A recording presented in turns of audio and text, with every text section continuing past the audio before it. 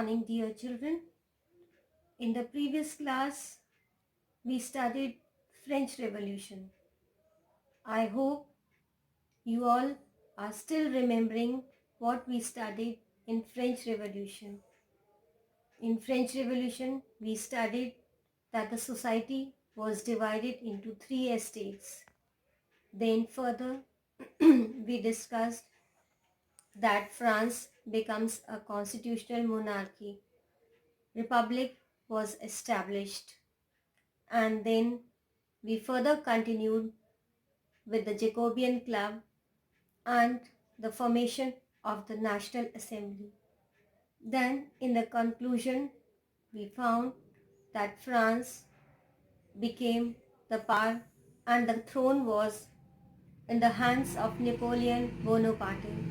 Then finally, Napoleon was defeated in the year 1815 in the Battle of Waterloo. Now today we are going to start the Russian Revolution. Children, this Russian Revolution is just in continuation with the French Revolution.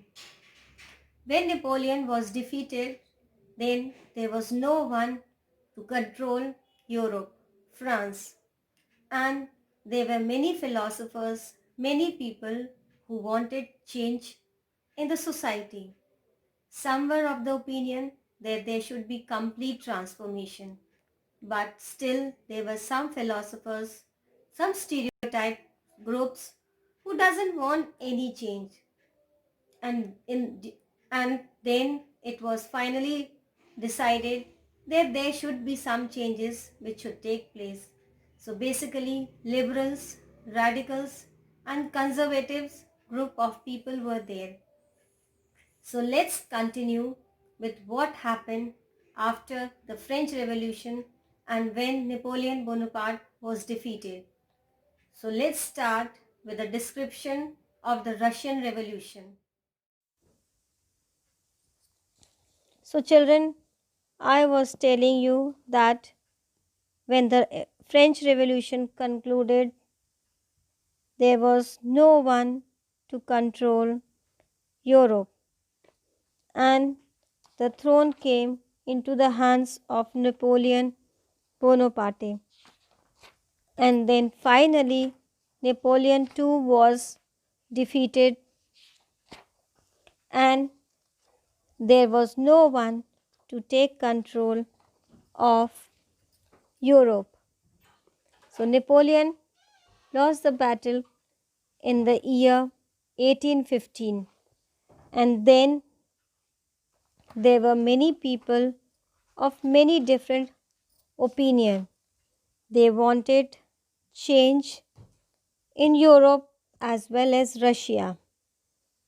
Then the different philosophers, the different people, they wanted the different society to be formed, the different type of society to be formed.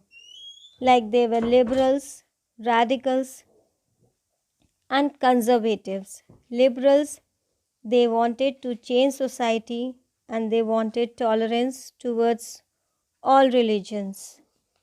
Radicals, they supported women's rights and organized the various suffrage movements, that is, the right to vote. But conservatives, they opposed the views of radicals and liberals.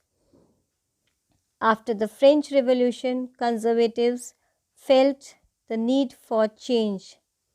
By the 19th century, conservatives accepted that only some change was necessary, but believed that the past had to be respected. So let's see what happened in pre-revolutionary Russia.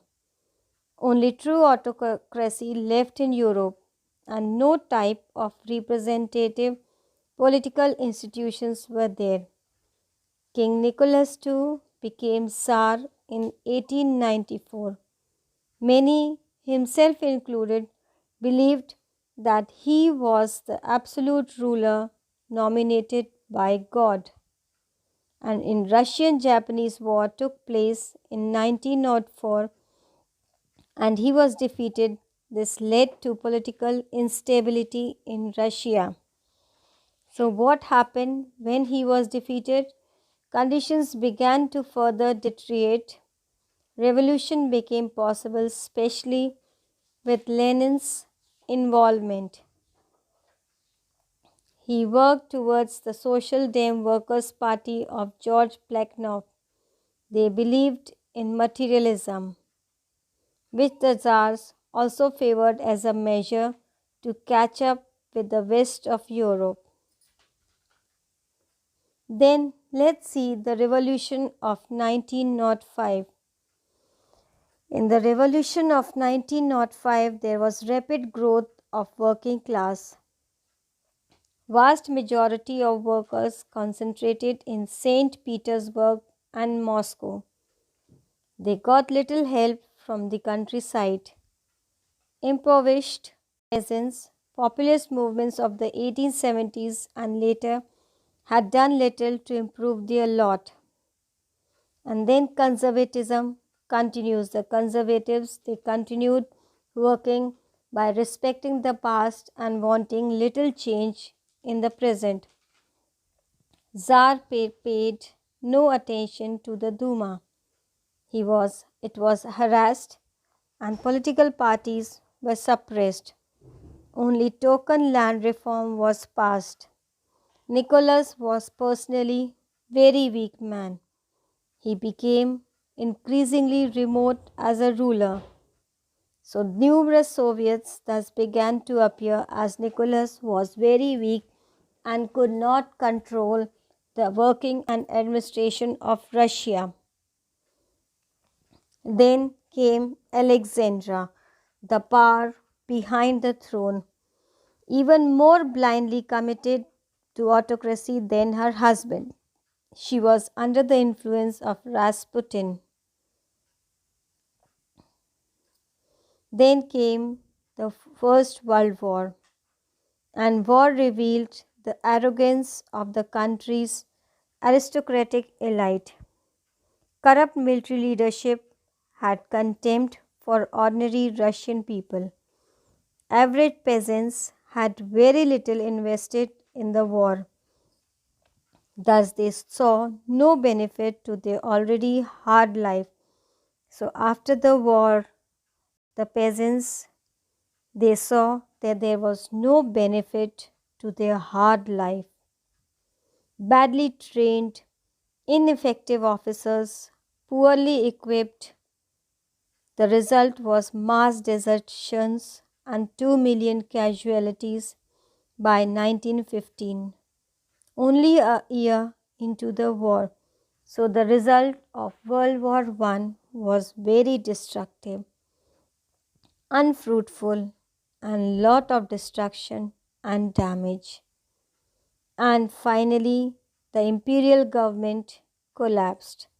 Nicholas left for the front September 1915. Alexandra and Rasputin threw the government into chaos. Alexandra and other high government officials, they were accused of treason, that is betraying with the government. And the imperial government finally collapsed. Rasputin was assassinated in December 1916 after a few previous attempts. Complete disregard and collapse of the wartime in economy. Industrial production was affected because of the weapons demand, inflation, and starvation could be seen everywhere, and the cities were overflowing with refugees. Now let's have a quick look at the two revolutions of 1917. The February Revolution, that is March 12, and the October Revolution, November 16. Children, this all revolutions we will be studying after the exams. So only the two topics, that is the First World War and the Russian Empire, will be covered in your PT2 exam. For better understanding and clear concepts, go through your NCERT books, read the chapter, and understand these two topics thoroughly. That's all for today. Thank you. Have a good day.